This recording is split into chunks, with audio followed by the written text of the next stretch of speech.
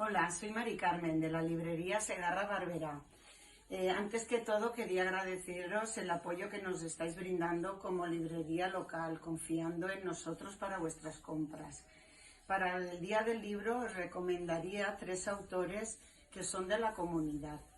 En primer lugar, A pocos metros de la verdad, de Javier García Martínez. También tenemos El dilema de Sofía, de González de la Cuesta. Y El cielo sobre Canfranc, de Rosario Raro.